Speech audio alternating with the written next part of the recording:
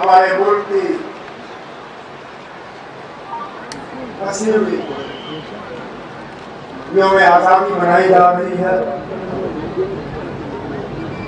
हम इस मौके पर उन तमाम बहादुरों को खिराज अकीदत, श्रद्धांजलि, होमेज अदा करते हैं जिन्होंने इस मुल्क की आज़ादी के लिए जद्दोजहद की, लड़ा और अपनी जान की कुर्बानियां दी। आज का दिन खुशी का है, आज का दिन यादगार का है, आज का दिन सोच विचार करने का है, हिसाब लेने का है। आज का दिन इसलिए है कि हम अपने आप में ये सोचें कि जिस हिंदुस्तान को बनाने के लिए 80 साल पहले इन बहादुर लोगों ने लड़ा, अपनी जान की कुर्बानी दी, जिस हिंदुस्तान का जिक्र मैंने शुरू में किया, सारे जहां से अच्छा हम बुलबुलें हैं इसकी, ये गुलसिता हमारा, क्या वाकई हमने वो हिंदुस्तान कायम किया है? अगर नहीं तो क्या करना बाकी है? शायद आज़ादी के 80 साल बाद ये अच्छा मौका है कि हम इस पर सोचें और आगे के लिए जो दुरुस्त किया जा सकता है वो करें। जब हम मुल्क की आज़ादी की बात करते हैं, जब हम जम्मू कश्मीर में 15 अगस्त की बात करते हैं, तो बिना जम्मू कश्मीर के सबसे बड़े लीडर, सबसे करार शख्स बाबा कौम जनाब शेख मोहम्मद अब्दुल्ला को खिराज अकीदत पेश करे बिना ये मौका अधूरा होगा।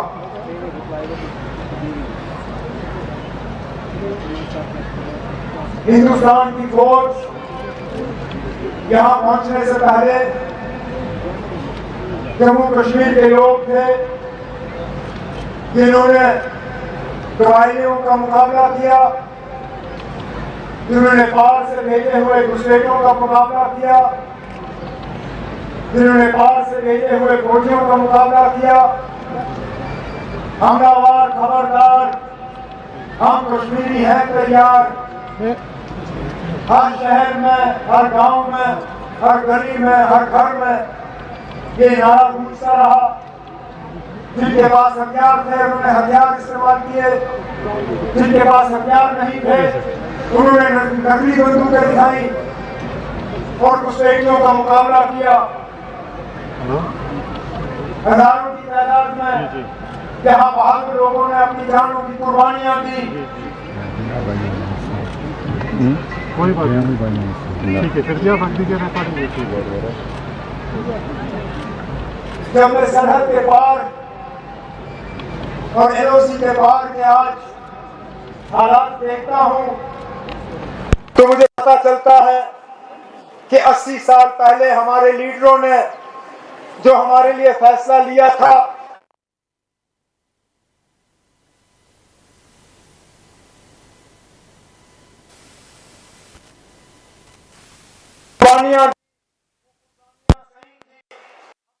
नाम लें, आज आते हैं जिनमें मास्टर अब्दुल अजीज जो नेशनल कॉन्फ्रेंस के एक लीडर से माना गया था, ठीक इसी हमले के लिए, इन्हीं कबायलियों को रोकने के लिए, इन्हीं घुसपैठियों को रोकने के लिए आज जब हम एलओसी के पार जम्मू कश्मीर को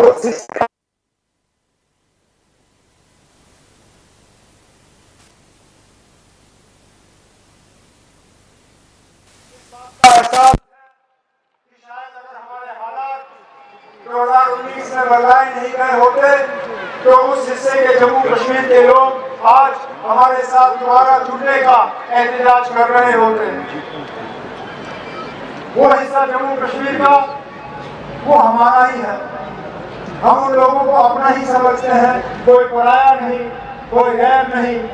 آج بھی جموں کشمیر کے قانون ساز، جموں کشمیر کے اسمبلی میں ان کے لیے سیٹیں رکھی جاتی ہیں، اس امید کے ساتھ کہ ایک نہ ایک دن وہ لوگ جو ہیں ان خالی سیٹوں کا استعمال کر پائیں گے۔ ہمارے ملک کی جو سب سے بڑی طاقتیں ہماری جمہوریت اور ہمارا فیڈرلزم، توفیقیت، جمہوریت کو ہر حال میں بچانا، جمہوریت کو ہر حال میں مضبوط کرنا، جمہوریت کو ہر حال میں زندہ رکھنا، یہ ہماری بہت بڑی ذمہ داری ہے۔ لیکن اس کے ساتھ ساتھ اس ملک کے فیڈرلزم کو بچانا، مضبوط کرنا، اس ذمہ داری سے بھی ہم پیچھے ہٹ نہیں سکتے۔ ہمارا ملک ایک ایسا ملک ہے جس کو ایک یونین آف اسٹیٹس، ایک ریاستوں کا جوڑ نہ صرف کہا جاتا ہے، سمجھا جاتا ہے، بلکہ آئینی طور اس چیز کو تسلیم کی جاتی ہے۔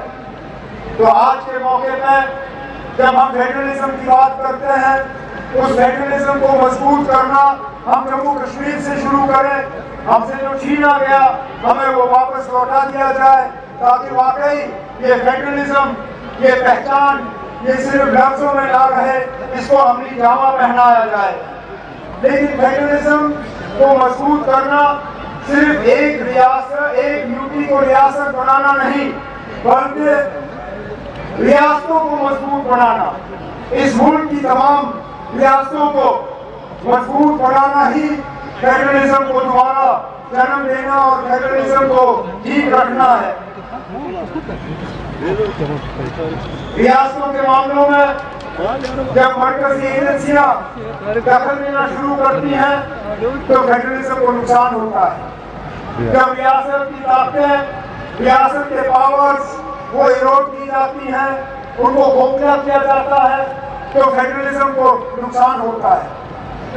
جب ریاست کو دی گئی پاورز ان میں سینٹرل ایجنسیز کا استعمال کیا جاتا ہے، فیڈرلزم کو نقصان ہوتا ہے، اور اس کا نتیجہ اکثر بیشتر ہم سڑکوں پہ دیکھتے ہیں۔ پچھلے دنوں جو اس ملک کے نوجوانوں کی طرف سے احتجاج ہوا، جو پروٹیسٹ ہوا، جو دلی کی سڑکوں پہ ہم نے دیکھا، جو جنتر منتر میں دیکھا، وہ اسی بات کا نتیجہ تھا۔ ہمارے فیڈرل اسٹرکچر کے تحت ایجوکیشن اور ہیلتھ دونوں چیزیں جو ہے وہ ریاست کی ذمہ داری تھی، ریاست کی ذمہ داری ہے بھی، لیکن امتحان کا سلسلہ بدلا گیا۔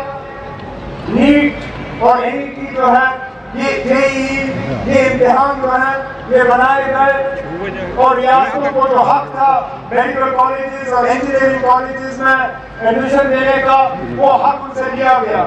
نتیجہ یہ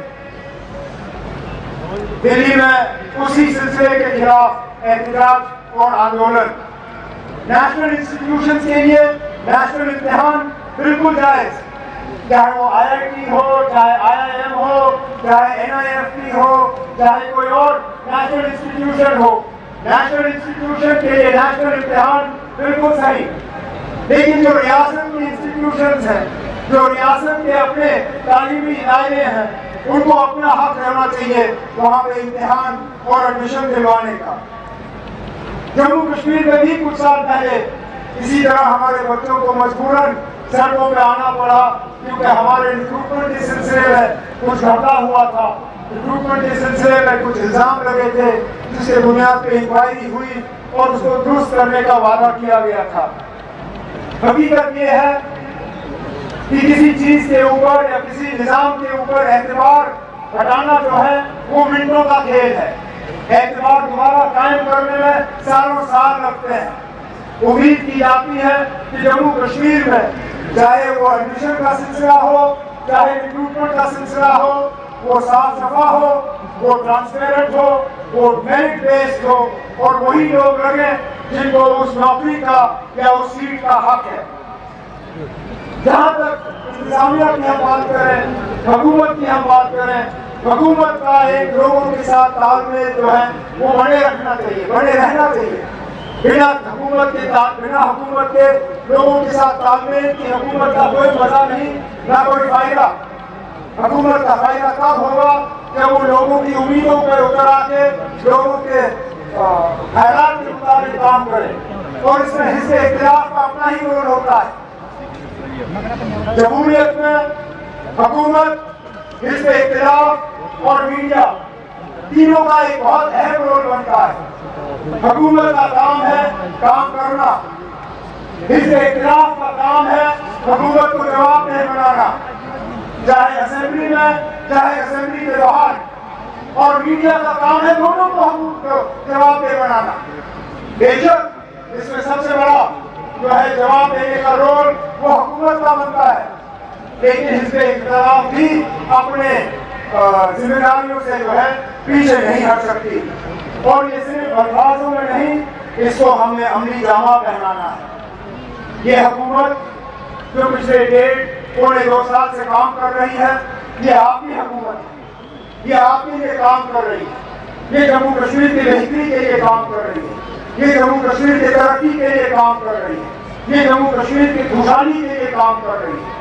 یہ کام کر رہی ہے تاکہ ہر گاؤں میں ہر نوجوان کو ایک روشنی کا کرن نظر آ جائے، ان کو ایک بہتر مستقبل نظر آئے، ان کو یہ لگے کہ اندھیرے سے وہ روشنی کی طرف جو ہے جانے کا کام کر رہے ہیں. لیکن یہ صرف میری ایک تقریر سے نہیں ہوگی، یہ صرف الفاظوں میں نہیں، اس کو جب تک عملی جامہ نہیں پہنایا جائے گا تب تک ان الفاظوں کا کوئی معنی نہیں. میں یہاں کھڑے ہو کے ان لوگوں کو جواب دے سکتا ہوں جو یہ کہتے ہیں کہ پچھلے 1.5-2 سال میں کچھ نہیں ہوا، لیکن میری جو لکھی ہوئی تقریر ہے میں اس کو وقت بچانے کے لیے پڑھا ہوا ہی تصور کروں گا. اس میں میرے 2 سال کی جتنی بھی ہماری کارکردگی رہی ہے، جتنا ہم نے کیا ہے اس کا ہم نے خلاصہ دیا ہے. لیکن آج کے موقع پہ میں جموں کشمیر کے عوام کو یقین دلانا چاہتا ہوں کہ ہم آپ کے لیے ہیں، ہم آپ کی نمائندگی کرتے رہیں گے، ہم آپ کی خدمت کرتے رہیں گے. ہم جموں کشمیر کو اس درجے پہ پہنچانے کے لیے جو ہے اپنا کام کرتے رہیں گے. جس جموں کشمیر کا خواب ریاست میں آزادی کی لڑائی لڑتے ہوئے جو لوگ شہید ہوئے، اس شہادت کو سلام کرنے کے لیے ہم ان کی جو وراثت میں جو انہوں نے ہمیں خواب دیے ہیں، ان خوابوں کو ہم عملی جامہ پہنائیں گے.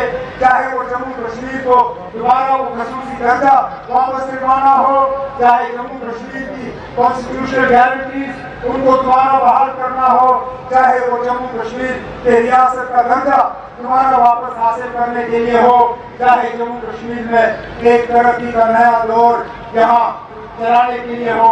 ان سب چیزوں کے لیے آپ کی حکومت نہ صرف وعدہ مند ہے بلکہ آپ کی حکومت جو ہے اس کو عملی جامہ پہنائے گی. لیکن آج کے موقع پہ میں ایک بار پھر آپ سب ہم وطنوں کو یوم آزادی پہ مبارکباد پیش کرتے ہوئے امید کرتا ہوں کہ اگلے 80 سال ہمارے ملک کے ان پچھلے 80 سالوں سے اور زیادہ شاندار ہوں، اور زیادہ ترقی سے بھرے ہوئے ہوں، اور زیادہ بھائی چارے سے بھرے ہوئے ہوں، اور زیادہ امن اور خوشحالی سے بھرے ہوئے ہوں. بہت بہت شکریہ. جے ہند، جے جموں کشمیر.